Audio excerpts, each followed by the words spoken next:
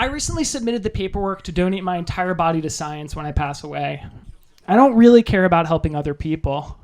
I did it because my dream for the future is that I live a full life, achieve minor fame and entertainment, and then, when I die, a scientist cracks open my skull, looks inside, and goes, "Oh my God, that's what he was working with?" That's less than what a frog has. He publishes a paper on it, and after news of my tiny brain spreads, I become a hero. All of my accomplishments will seem more impressive, given what they now know I was working with.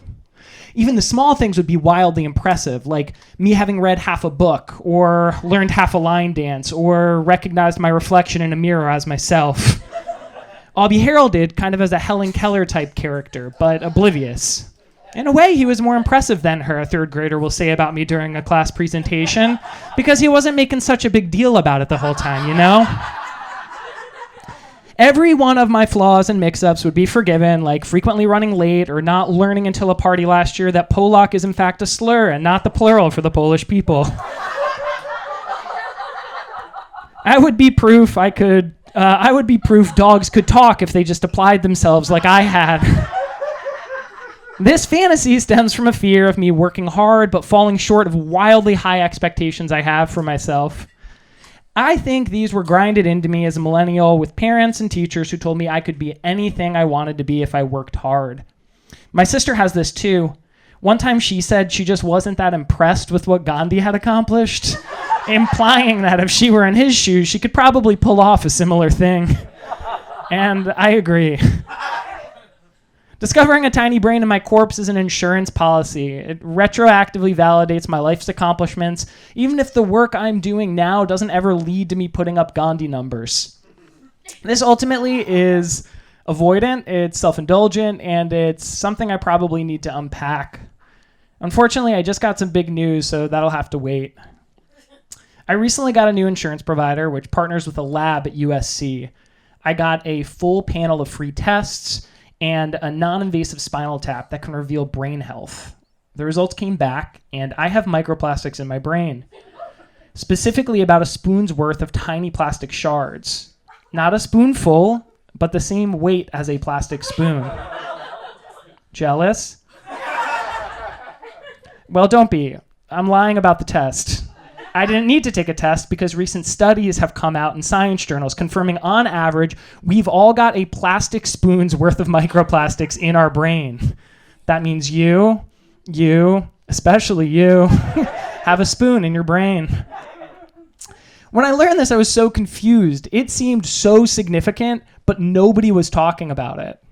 And the spoon's worth is just an average, I told my friends, so some people have more than that. You could have a Tonka truck's worth of plastic up there and not know.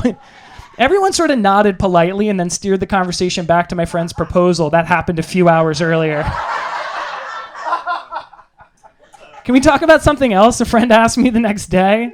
I replied, and the thing is, you get microplastics from chicken breasts, your clothes, the air, all water on Earth, contact lenses, apparently glass bottles more than plastic bottles. Sea salt has really high levels because it comes from the ocean, and the ocean is oops all plastic now.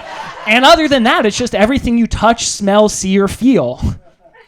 Everyone was all ears, hands down their pants when I talked about seeing Phoebe Bridgers at fucking Erewhon. But when I wanted to talk about the spoon in their brain, suddenly nobody had time to fucking hear it. I tried to pretend like this doesn't matter to me.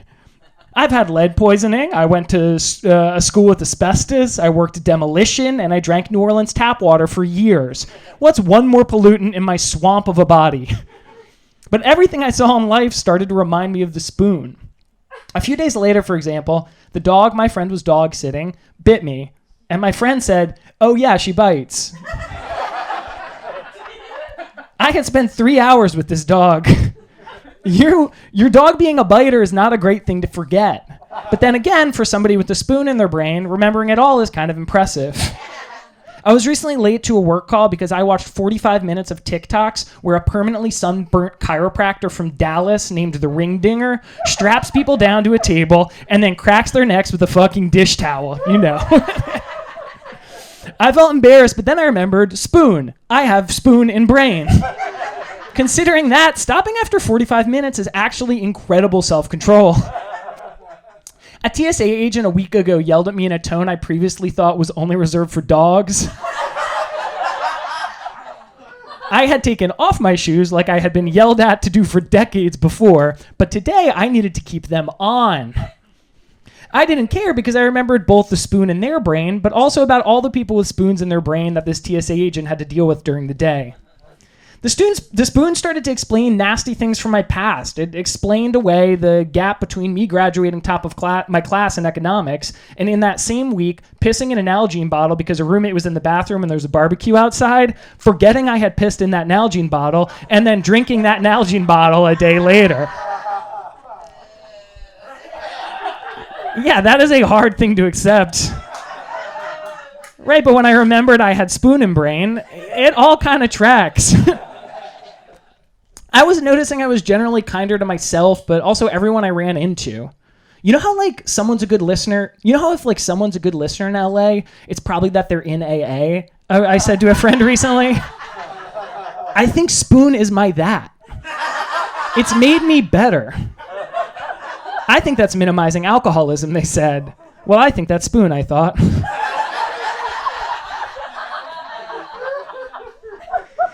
It is too fucking hard for me to remember all of the shit that goes into people not really operating at their best. To give them the benefit of the doubt, you need to constantly consider that they could have not slept enough the night before, or the things out of their control, like the fact that our country is a capitalist hellscape where nobody can access therapy, or that our food is actually poison, or that we're all overworked and our ability to perceive our reality is getting wrecked by social media and tech that shadows our attention into 10-second chunks. You have to remember we all operate under late-stage capitalistic structure, which, growing more desperate for growth, has commodified every part of your life and now provides us with the illusion of access and constant opportunities if you work hard enough, while in reality, social mobility is lower than ever. That is hard for me to remember in the moment. But I can remember, damn, that person's got a spoon in his brain. And I do that and I chill out. It's way simpler. Yes, when my goal in life is surpassing my Gandhi level of potential, which I definitely have, the spoon feels like a weakness. But when I'm focused on just being a little kinder and less of a dick, the spoon sort of rocks. The spoon is a shortcut to compassion. I'm saying embrace the spoon. Spoon is gift. This world is spoons all the way down. Oops, all spoons. We are our grandparents' wildest dreams, but with spoons in our brains. There are no gods above us, just spoons inside us. Admittedly, maybe this is the spoon in me talking and making me complacent. But if that's the case, honestly, I'm kind of fine with it. Cool. Thank you.